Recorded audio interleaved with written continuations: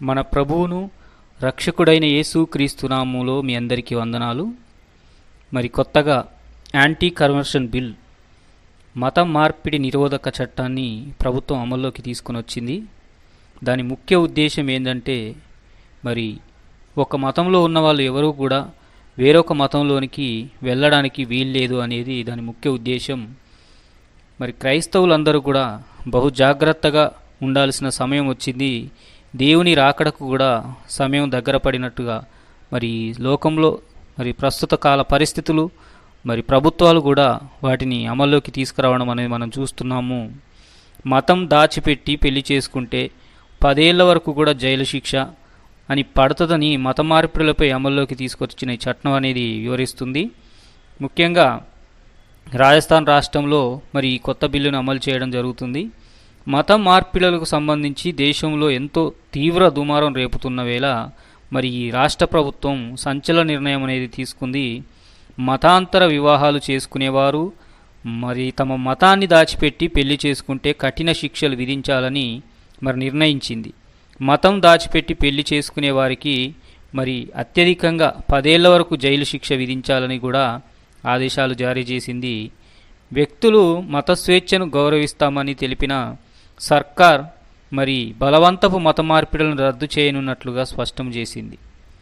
వ్యక్తుల మత స్వేచ్ఛ, మతాంతర వివాహాలు, మత మార్పిడులకు సంబంధించి హర్యానాలోని బీజేపీ ప్రభుత్వం తాజాగా సంచలన ఆదేశాలు వెలువరించింది. మత మార్పిడులకు నిరోధక చట్టం 2022 ప్రకారం మతాన్ని దాచి మతం చెప్పకుండా పెళ్లి చేసుకునే వారిని కఠినంగా శిక్షించాలని కూడా నిర్ణయించింది. మరి ఈ క్రమంలోనే మత మార్పిళ్ల నిరోధక చట్టం 2022 అమలుకు సంబంధించి దాన్ని ఉల్లంఘించిన వారిపై కఠిన చర్యలు తీసుకోవాలని హర్యానాలోని అన్ని జిల్లాల కలెక్టర్లు, ఎస్పీలకు ఆదేశాలు కూడా జారీ చేయడం జరిగింది. మరి ఈ క్రమంలోనే మతాంతర వివాహాలపైన నాయబ్ సింగ్ సైని ప్రభుత్వం కీలక ఆదేశాలు జారీ చేయడం జరిగింది. వ్యక్తులు తమకు ఇష్టం వచ్చిన మతాన్ని స్వీకరించవచ్చని పేర్కొన్న హర్యానా ప్రభుత్వం కానీ బలవంతంగా మతం మార్చడాన్ని తీవ్రంగా వ్యతిరేకించింది. ఈ నేపథ్యంలోనే పెళ్లి కోసం మాత్రమే జరిగే మత మార్పిడిని ఈ మత మార్పిడిల నిరోధక చట్టం 2022 నిరోధిస్తుందని స్పష్టం చేసింది.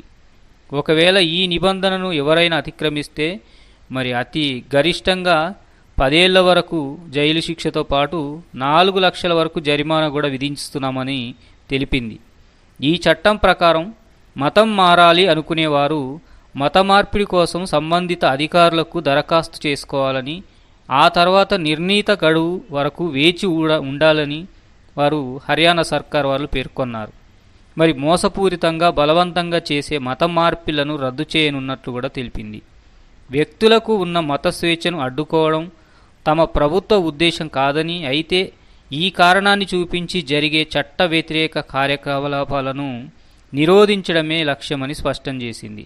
మరి ఇలాంటి కఠిన చట్టాలను పక్కాగా అమలు చేయడం వల్ల ఉద్దేశపూర్వకంగా జరిగే మత మార్పిడులకు అడ్డుకట్టవేయొచ్చని హర్యానా సర్కార్ వాళ్ళు తేల్చి చెప్పారు. మరి ప్రియమైన సహోదరుడా, ఇప్పుడు ఈ హర్యానాలో తీసుకొచ్చిన ఈ చట్టం ఎందుకోసం అంటే బలవంతపు మత మార్పిడులు చేయకుండా నిరోధించడానికని వాళ్ళు క్లియర్గా చెప్తున్నారు. ఇప్పుడు ఏ దైవజనుడైనా మరి ఏ పాస్టర్ గారైనా ఒక వ్యక్తికి బాప్టిజం ఇవ్వాలి అనుకున్నప్పుడు ఆ వ్యక్తిని పూర్తిగా మరి నీకు ఇష్టమేనా, మరి దేవుణ్ణి అంగీకరించడం నీకు ఇష్టమేనా, బాప్టిజం తీసుకోవడం నీవు హృదయపూర్వకంగానే తీసుకుంటున్నావా లేదా అనేది ప్రతి ఒక్కరూ కూడా ఖచ్చితంగా తెలుసుకొని ఖచ్చితంగా వారు మరి ఎటువంటి మళ్ళా వెనకడుగు వేయకుండా వారిని మరి నిర్దిష్టంగా ఉండేలాగా అటువంటి వాళ్ళకే బాప్టిజం ఇవ్వాల్సిన అవసరం ఎంతైనా ఉంది. మరి ఎవరైనా ఉద్దేశపూర్వకంగా వాళ్లకు నచ్చి బాప్టిజం తీసుకున్నా, వాళ్లకు నచ్చి దేవుని అంగీకరించినా కూడా ఈ చట్టాలు వర్తించవు. కానీ ఎవరికైతే ఒకవేళ బాప్టిజం ఇచ్చినప్పుడు వాళ్ళ దగ్గరికి ఎవరైనా అధికారులు వచ్చినా కానీ వాళ్ళు ఒకవేళ మరి ఎక్కడికి వెళ్ళినప్పుడు కానీ వాళ్ళు మమ్మల్ని బలవంతపు మత మార్పిడి చేశారని వాళ్ళు ఒకవేళ వాళ్ళ నోటితో వాళ్ళు చెప్పినట్లయితే ఆ బాప్టిజం ఇచ్చిన పాస్టర్ గారిని, దైవజనుణ్ణి మరి ఖచ్చితంగా మరి ఈ శిక్షలకు లోను చేసే అవకాశాలు అయితే ఉన్నాయి. అందరూ కూడా జాగ్రత్తగా ఉండాల్సిన సమయం వచ్చింది. మరి ఈ ఒక్క రాష్ట్రంలోనే కాకుండా మరి చాలా రాష్ట్రాలలో ఇటువంటి బిల్లును ప్రవేశపెట్టడం జరుగుతుంది.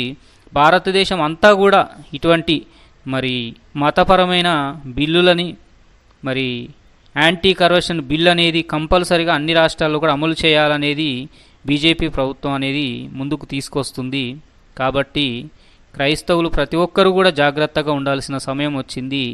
ముఖ్యంగా దైవజనులు పాస్టర్లుగా వ్యవహరిస్తున్న వారు ఎవరైతే ఉన్నారో మరి మీ దగ్గరికి వచ్చేవారిని, మీ సంఘాలకు వచ్చేవారిని బాప్టిజం ఇచ్చే ముందు ఖచ్చితంగా వాళ్ళ పూర్వాపరాలన్నిటినీ మీరు తెలుసుకొని వాళ్ళతోటి ఒక లేఖ రాయించుకొని మా ఇష్టపూర్వకంగానే మేము తీసుకుంటున్నాము, ఎవరి బలవంతం చొప్పున మేము తీసుకోవట్లేదు, ఎవరు మమ్మల్ని బలవంతం చేయలేదు అని ఒక పత్రాన్ని రాయించుకొని వాళ్ళ స్వహస్తాలతో వాళ్ళతోటి సంతకాలు పెట్టించుకొని అప్పుడు మాత్రమే బాప్టిజం ఇవ్వండి.